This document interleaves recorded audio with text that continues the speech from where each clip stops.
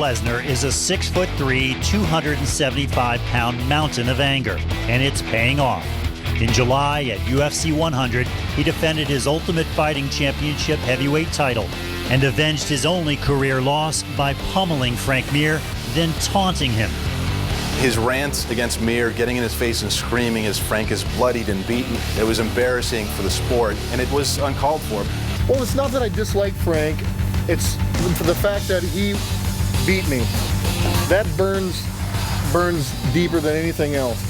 As boos rained down on the 32-year-old champion, Lesnar directed his anger toward a UFC sponsor and the crowd.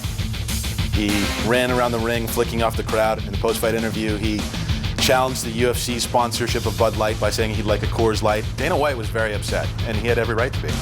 I was horrified. Obviously, I didn't see it coming. I didn't expect it. I wasn't happy about it. Here comes the pain! Brock Lesnar has always wanted to fight. 5 years ago, he was labeled the next big thing, but in the make-believe world of World Wrestling Entertainment.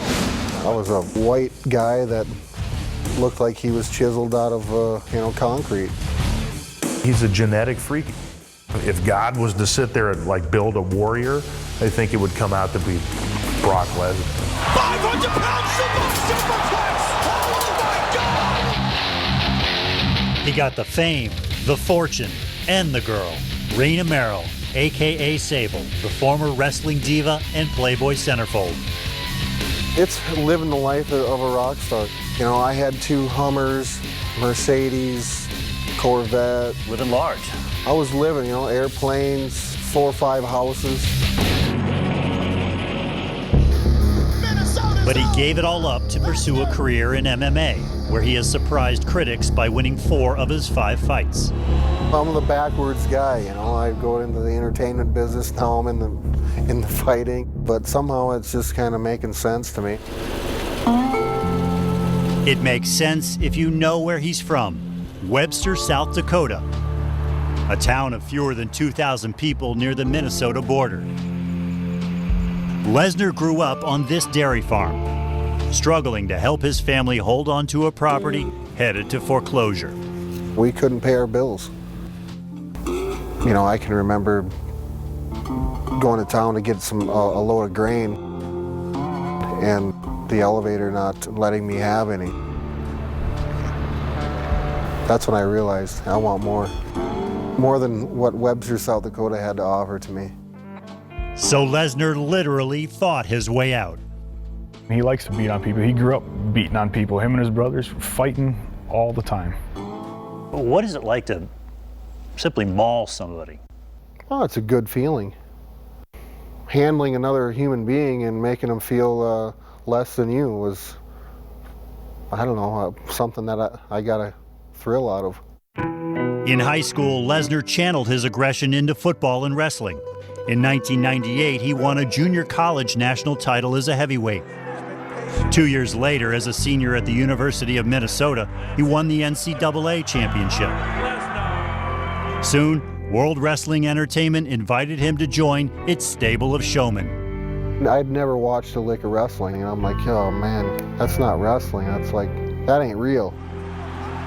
But then they slapped a lot of money on the table. Here comes the pain! Like $250,000. Lesnar was such a hit with fans that in 2002, he was crowned the youngest WWE champion in history at age 25. The money kept flowing into the millions, but it came at a steep price. What kind of injuries did you have? I've torn both of my knees up, severe back pain, ribs, neck issues. I wrestled with my MCL blown out and 3 broken ribs, and I wrestled that way for 6 months because I became the champion.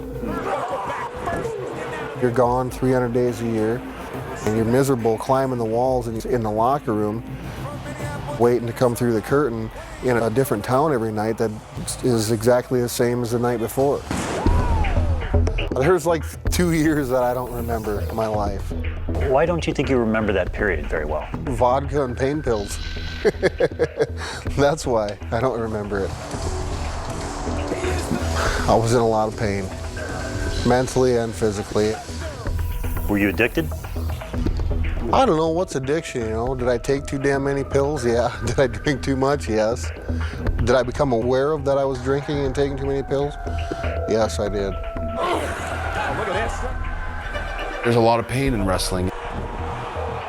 I know countless wrestlers that are all dead today from having addictions to painkillers. I just didn't want to be in the locker room 20 years from now looking like these guys and still doing the same thing. Being an entertainer wasn't fulfilling my needs, so I just bowed out and exited the building. In 2004, Lesnar walked away from the WWE and a reported 7-year, $45 million contract for a tryout with the NFL's Minnesota Vikings. His potential salary?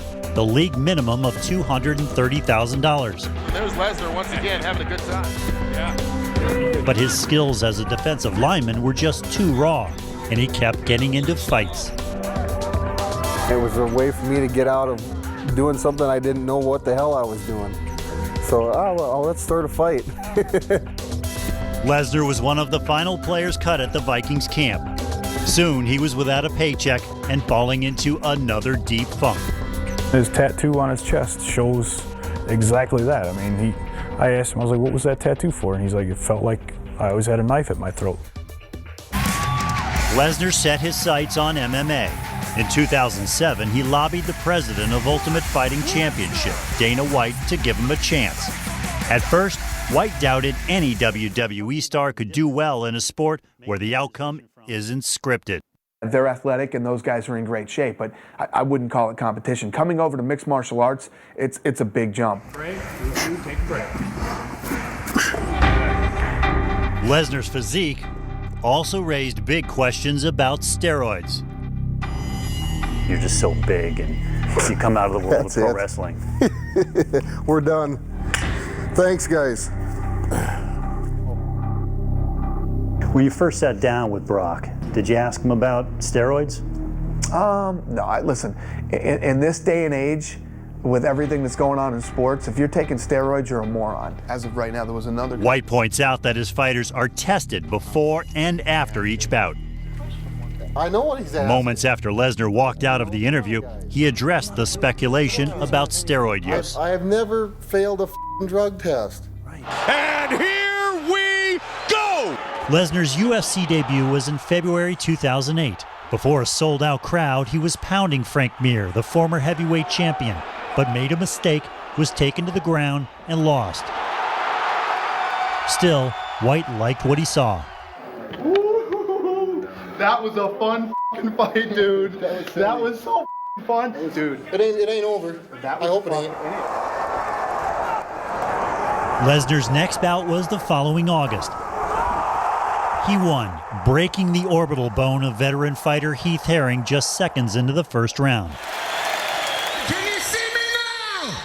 Can you see me now? Dana White saw enough to give the relatively inexperienced Lesnar a shot at the UFC heavyweight title against 5-time champion Randy Couture, who at the time was 45 years old and more than 50 pounds lighter than Lesnar.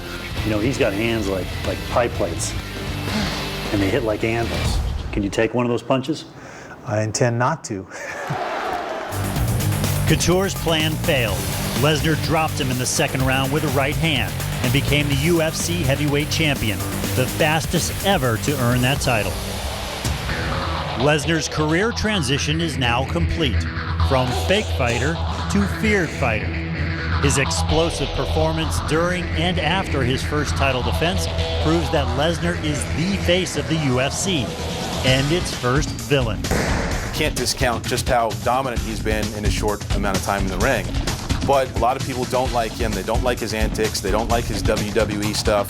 There is a real reaction to Lesnar in the way that he does go about his business, and it's not a positive one.